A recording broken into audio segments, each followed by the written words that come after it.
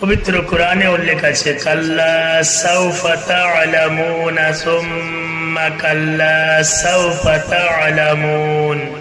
সুতরাং হে অলস, এক্ষুনি সতর্ক ও হুঁশিয়ার হয়ে যাও।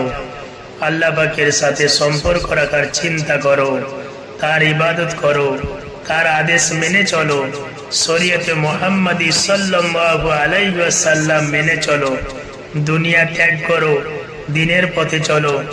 দুনিয়ার জিন্দেগির বিনিময় আখিরাত খরিদ করো, যা মৃত্যুর পরে তোমার কাজে লাগবে। আল্লাহ পাকও তোমার উপরে রাজি খুশি হয়ে যাবেন। জীবনে এখনো কিছু ইবাদত করে নাও, যেহেতু কিয়ামত অতি নিকটে। যদি এখানে অলসতা করো, তাহলে তোমাকে মহান আল্লাহ পাকের সামনে লজ্জিত হতে হবে।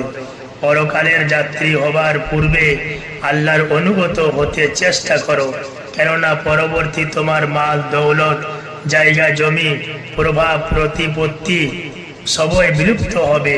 পিতা মাতা, ভাই বোন, স্ত্রী পুত্র, আত্মীয় স্বজন পরবর্তীতে সকলেই পর হবে। তারাও কোনো কাজে আসবে না, বরং চিরকালের মতো তারা পৃথক হয়ে যাবে। সুতরাং তোমার মহাযাত্রার পূর্বে আন্তরিকভাবে তওবা করে নিজেকে সংযত করে নাও, না হলে মওতের পর কবরে ভয়ানক লজ্জিত হতে হবে। আমরা লক্ষণ স্থানে কিভাবে উপস্থিত হব? গুনাহের বিরাট বোঝা তো মাথার উপরে, সামনে 1000 বৎসরের দীর্ঘ লম্বার পথ। পবিত্র কোরআনে উল্লেখ আছে, কাল্লা সাউফা তা'লামুনা সুম্মা কাল্লা সাউফা তা'লামুন।